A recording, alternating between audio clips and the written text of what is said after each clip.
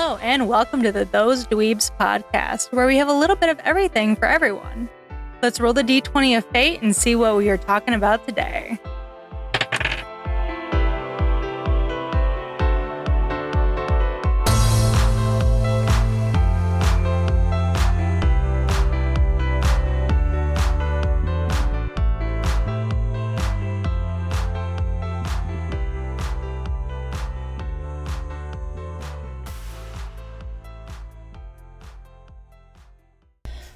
Hello, everyone, and welcome to the Those Dweebs podcast. This is episode 2, and we're going to be talking about Ghostorama that happened at the Bell Mansion in Fort Wayne, Indiana this past Saturday, May the 11th.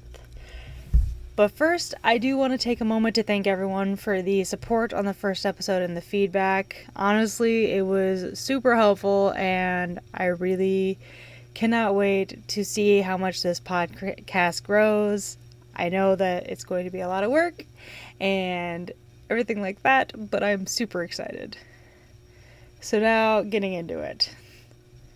So honestly, we didn't really think about this until like a couple weeks beforehand, that it was going to be a long drive down there in order to be able to go to this whole event, because 3/4 of our group are in Michigan, and then we had to pick up Michelle along the way. So we ended up booking 2 nights at a hotel instead of, the one that we initially had planned, which was a lifesaver, because the entire trip took like almost 4 hours to get down there for us. And if we had tried to do that beforehand with, the day of, we would have had to leave at like 6 o'clock in the morning in order to get there whenever it first opened at 11. And let me just say, if we had tried to do all that driving and then a whole day event, including the night investigation, I don't think we would have survived, to be honest. But that's just me. But honestly, this location was absolutely stunning. Like, the Bell Mansion, for those who have never seen it, like, you should absolutely look up a picture of it, because it's so immaculate. And I can only imagine, like, how much it has changed through over the years to what it once was. But I definitely want to get into some history about it, so let's get into that.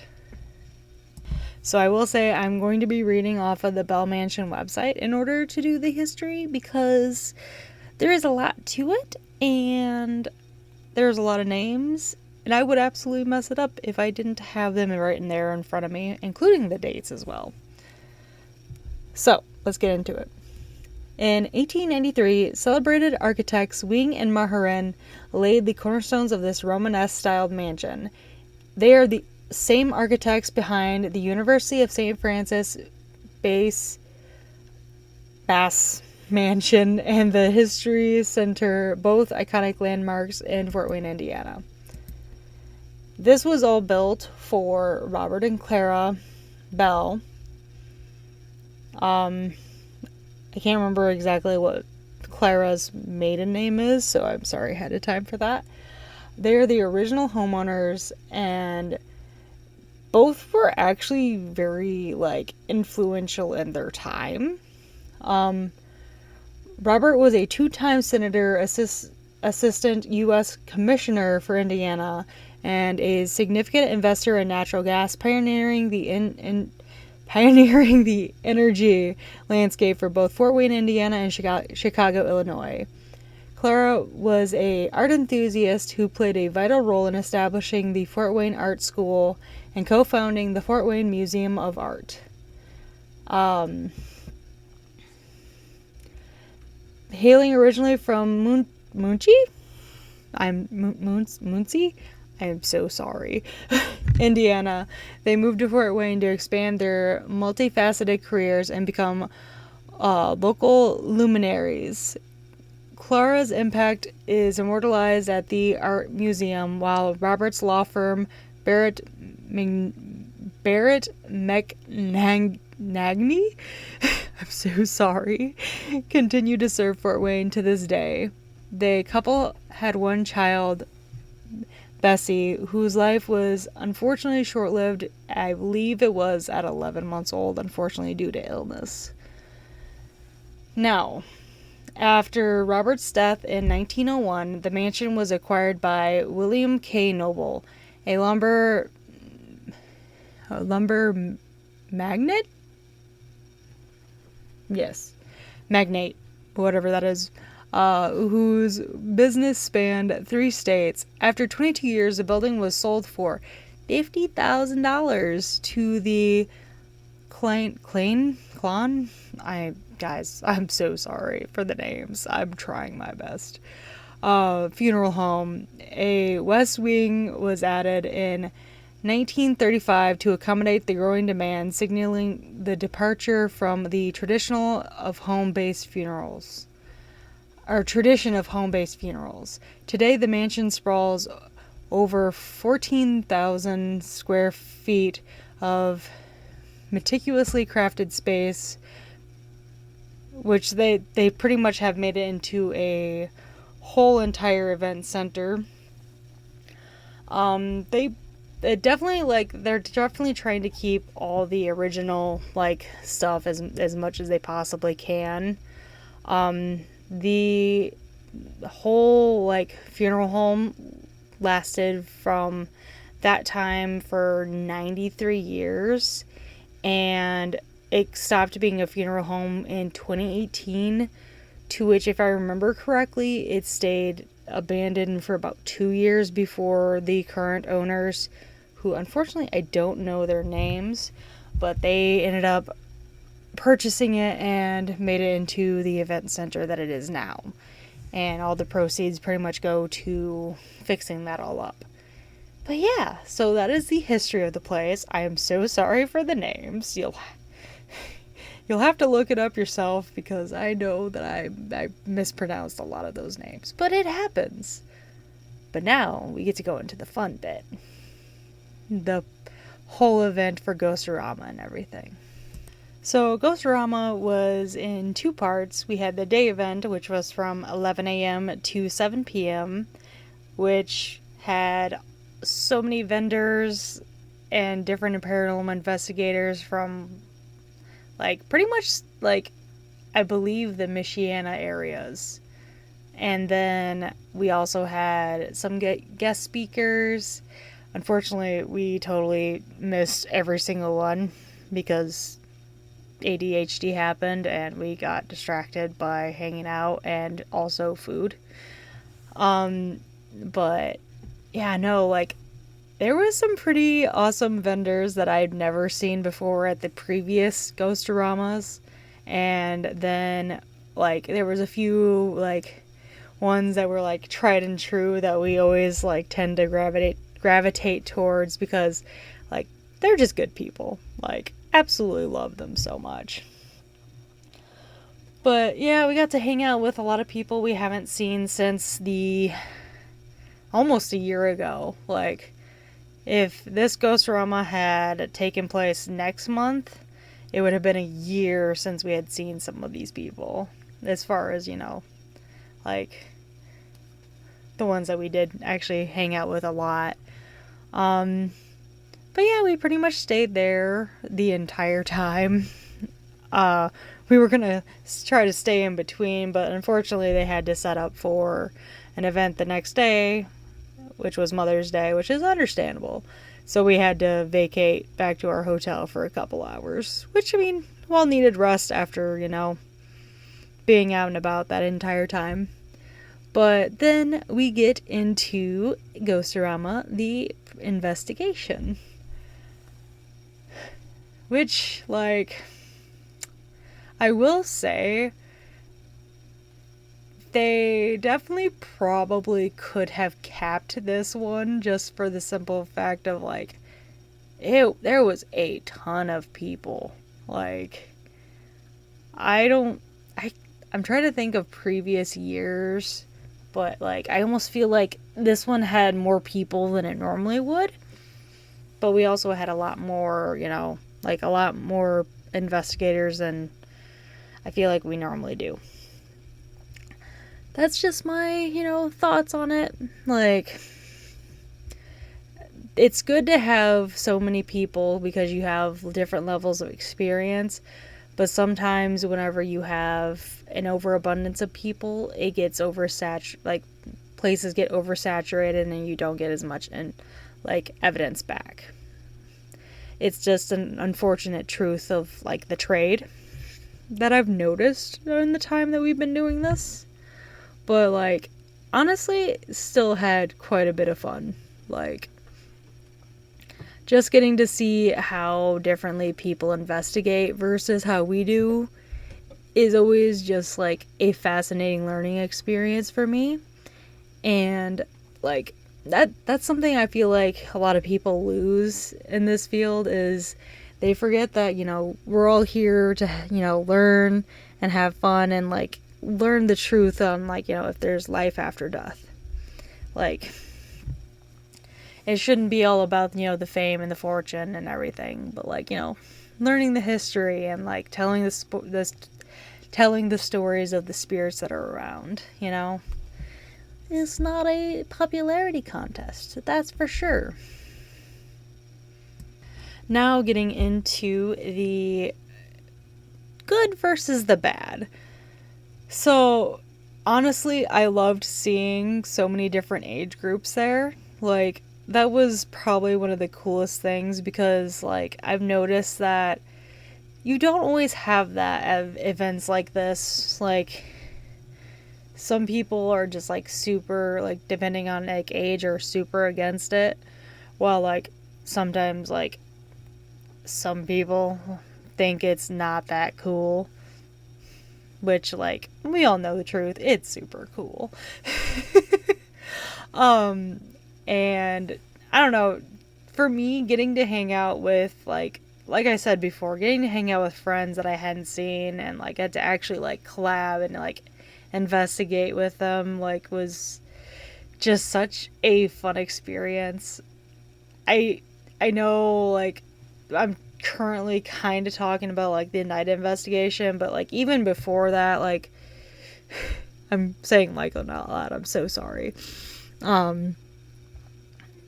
We got to do, like, a mini, like, small investigation with Wuggo's Bump before, like, the day event ended, which was really cool, actually. Like, I wasn't expecting that to happen, but we just, like, kind of just did it on a whim, and probably one of my favorite parts of the night, too, or, like, the entire day. But then, like, getting to go into the nighttime investigation and learning the history as we went along and, like, some of the, major things that you can get while you're there at the mansion and seeing that actually happen was phenomenal. Definitely my two favorite areas were, actually, I guess I could say three technically, would be on these, because our group started on the second floor in the, like, embalming room, and we had the portal out, and just, like, hearing laughter come through the portal is just chilling. I was not expecting to hear that, and just, like, the REM pod was just going off the entire time because, like, the spirits wouldn't stop messing with it. It was just wild to me. Just did not expect that whatsoever. Then it would be the basement with, like, I think I kind of went all over in the basement, but having Ken in the one of the caskets and going under the Estes, and, like, I walked back over to see, like, Spencer leaning his head against it, like pretty much reiterating whatever he was hearing him say, which was kind of hilarious. I kind of loved it a lot. But then both Trevor and Jenna at different points from What Goes Bump ended up going into like one of the open caskets and like, sitting in that and laying in that, and Trevor didn't get much, but like Jenna just kept getting pinched. So that was wild to honestly like witness. And then the last part that was really one of my favorite parts would be whenever we were up on the third floor. There is I don't know exactly what the room was called, like off the top of my head, but I know there was like a poker table, and like I went under Estes while Spencer, Ken, and Jenna were playing poker or playing some card game with the Spirit, and Michelle was using the SLS that we got to borrow. And apparently, like, I just saw like this today, but apparently they put $3 on like the empty spot, and I said 3 all in over the Estes, which, like, if for those who don't know, with the Estes method, you pretty much go into a sensory deprivation type of deal. Typically, whenever we do it, we use a blindfold, but didn't use that this time. But you use headphones and a spirit box, which has it scans through channels, and there's a lot of like white noise and static that you hear voices through, and like the person under pretty much reiterates what they're hearing during that time. But like seeing that I did that was wild. Like, I did not know anything actually correlated as well as it did. So, was not expecting that. And I'm so excited to go through all the footage. Like, I still haven't done all that. I'm like, there's so much to do. Now we will be getting into the bad part of the event. So we kind of left out like a few minutes later than we probably should have from the hotel. And finding a parking place was not as easy as it was when we first got there. But so by like the time that we actually got into the Bell Mansion, the whole beginning spiel had already happened, which is kind of a bummer, but that's kind of on us. But yeah, then I feel like after the first, like, they had divvied up, like, the group, like, staff and group leaders into 4 different, like, for the 4 different floors. And then, had them go with their group to that floor. And I think we were given, like, 45 minutes to actually, like, investigate each floor. But I feel like after whenever the first switch was supposed to happen, I feel like there was a bit of a struggle and as far as communication between team leaders and the staff went, which resulted in a lot of confusion. And like, this is just from a outsider's perspective. I don't know all the inner workings, but I feel like it wasn't necessarily as communicated properly as it could have been. But, that's just, my whole thing of, being an outsider looking in. So, I don't know. That was like one thing that kind of just stood out for me, that kind of like was like, I noticed there was like a bit of tension after that. But I feel like after a point, like, they kind of got it back in order. It just took, like, I feel like the second, like, investigation part was mostly figuring out what was going on with that and then going from there. And I feel like, those were only really the 2 bad things that I could say off the top of my head. Like, really just, a little bit of, like, struggle with, our time management on our end, but that's, on us. And then just being able, like a bit of, like, communication errors between groups and whatnot, but it is what it is. I had fun nonetheless, and just, going with the flow as much as possible, really. Because that's all you really can do in those situations. Like, yay, we're just here doing our thing. It is what it is. Now, getting away from all of that, I will say that, do I believe it is haunted? Absolutely. It definitely is. Just from what I was hearing from everyone else's experiences to what I was experiencing myself. Like, ghost hunting will always be one of those things of like, you can watch it on TV or, on YouTube as much as you can, like, and as much as you like, but actually going out and experiencing it and feeling those sensations that you don't normally get unless you're actually there is completely different ballpark. I will say, as far as much as we normally get on investigations, no, just for the simple fact of it was pretty saturated in there, so, oversaturation makes getting evidence difficult, like I said earlier. But, like, the things that I did experience was just so cool, honestly. Like I was saying a little bit in, my favorite part of, like, actually seeing, like the REM pod going off consistently, and like sometimes, the spirit would be asked to let go of the device and it actually would stop, like, beeping for, however long the spirit felt like leaving it alone, and then like pretty much going right back to it. And then also like the music box just going off consistently, and I kid you not, I was sitting right next to this music box, even though I was like, it's maybe like a foot or two away from it, and like it was faced away from me, so I wasn't setting it off. Seeing that going off, and I'm just sitting there going, well, okay, that's a thing. But that was pretty cool.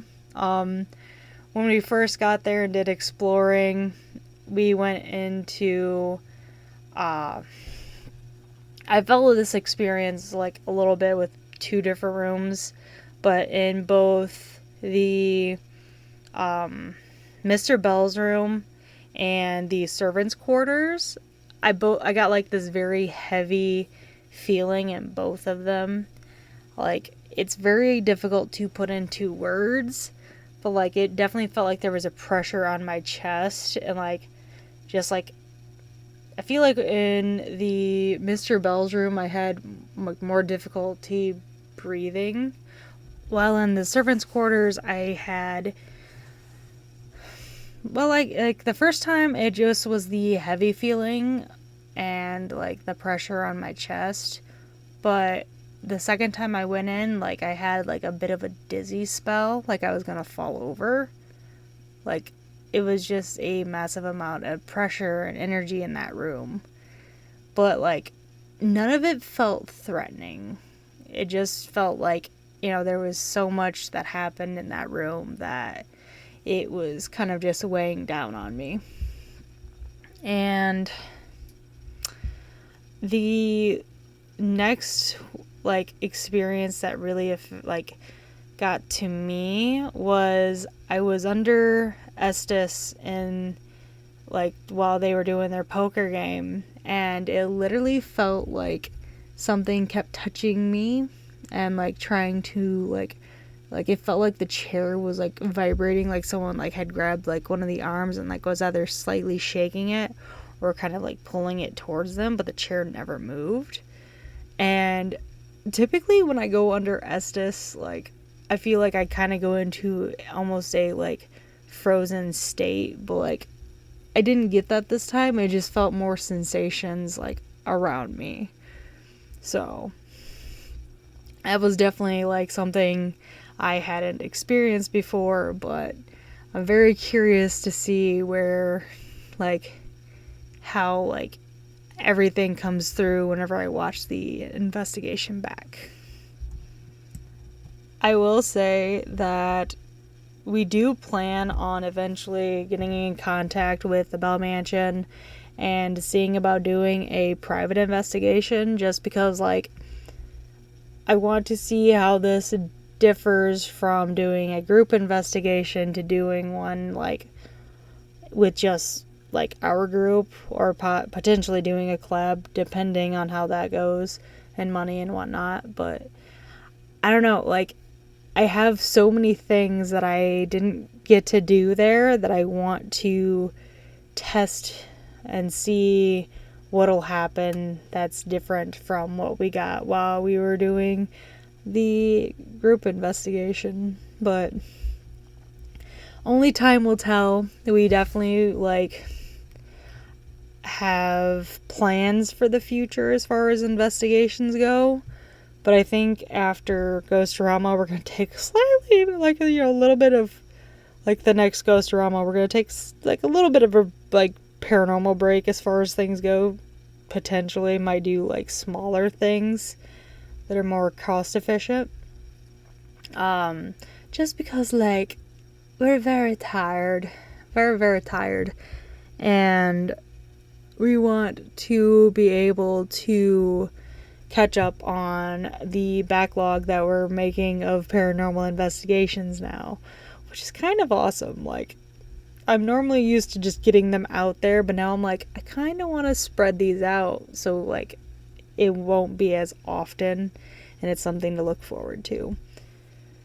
But yeah, our next investigation will be the second Ghostorama of the year, which will be taking place June 15th in Portage, Michigan at A La Ferme, or the Old Beacon Club, which we are super excited about, and I have so much research to do, and I just found out this past weekend that my friend, one of my best friends, Kimmy, is going to be coming and doing her first investigation with us for that. So that's going to be a very interesting and exciting experience too.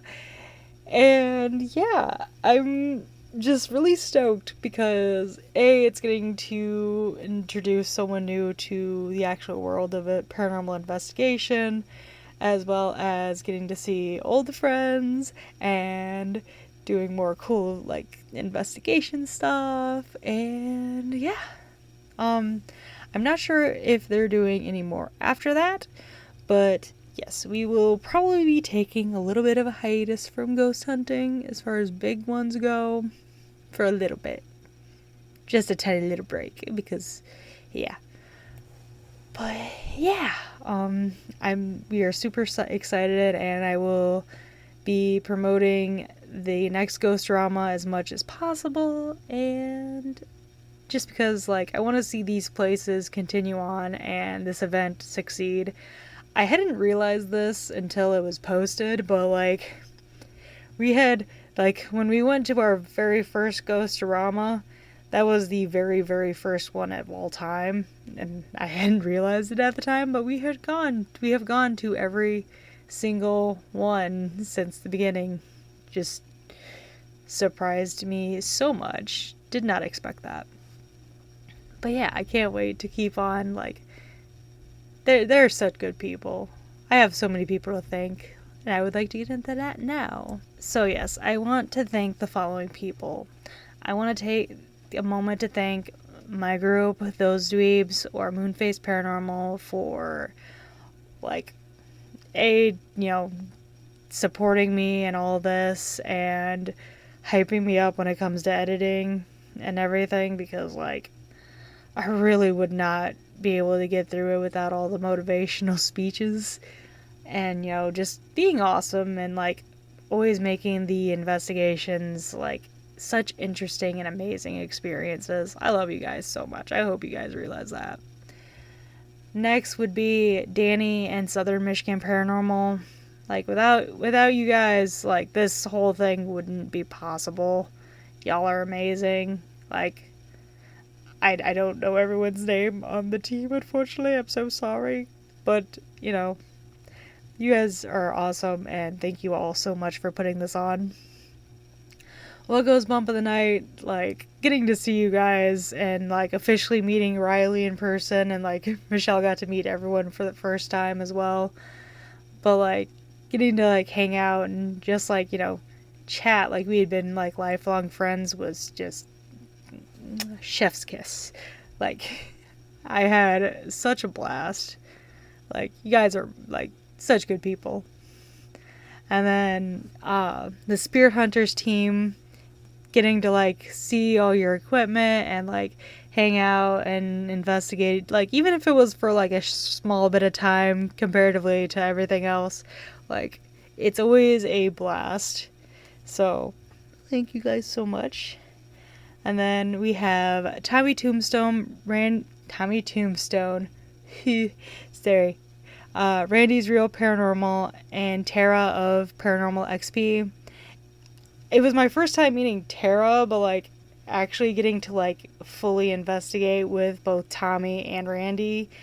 I've never gotten to do that before, and like it's very fascinating watching you guys work. You both work very, very well together, and like all your videos and everything, and just seeing it in person, like, show that. And I hope we get to more opportunities in the future. Like, that'd be awesome. This next person, I technically, like, we didn't actually get to meet until, like, the tail end of everything and, like, actually introduce ourselves. But Butters Paranormal, thank you for making the trip out and actually getting to hang out for, like, even a tiny bit. Like, was super duper awesome. Like, I really hope we get to do, like, hang out a bit more in the next Ghostorama and, like, investigate more together.